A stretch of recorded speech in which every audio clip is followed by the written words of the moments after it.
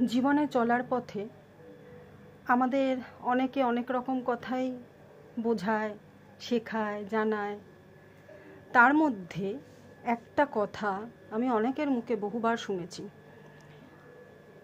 আমাকে অনেকেই বলেছে, জীবনে যে মানুষটি তোমার মূল্য দেবে, যে মানুষটি তোমার ভালোবাসাকে গুরুত্ব দেবে, যে মানুষটি তোমার হাসির মধ্যে তোমার কষ্টটাকে খুঁজে নিতে পারবে, তোমার মনটাকে বুঝবে, সেই মানুষটাকেই তুমি যথার্থভাবে প্রায়োরিটি দিও।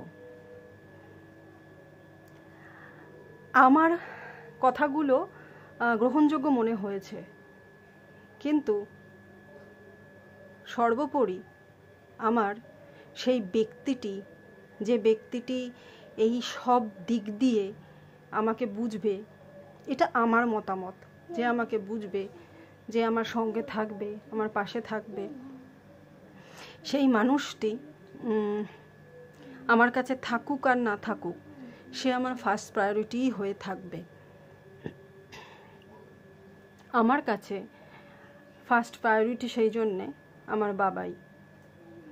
আমার বাবা সব সময়, যখনই যেরকম পরিস্থিতি হোক বা না হোক, যেরকম খারাপ অবস্থায় আসুক, আমাকে বুঝেছে, আমার সঙ্গে থেকেছে, আমার পাশে থেকেছে।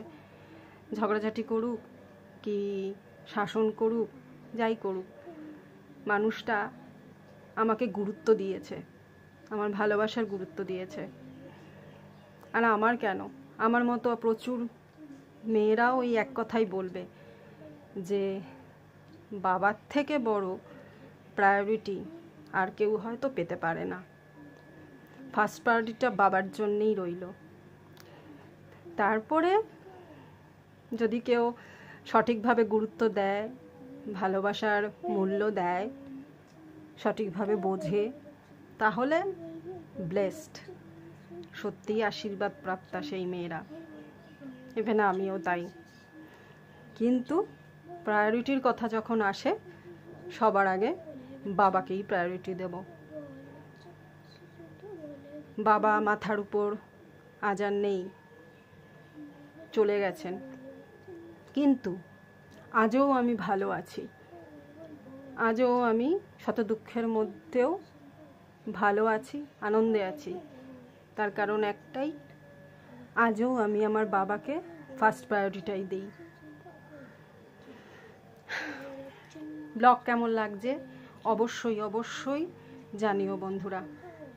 আর যদি ভালো লাগে একটা লাইক, শেয়ার আর সাবস্ক্রাইব অবশ্যই করো। ভালো থেকো সবাই, সুস্থ থেকো।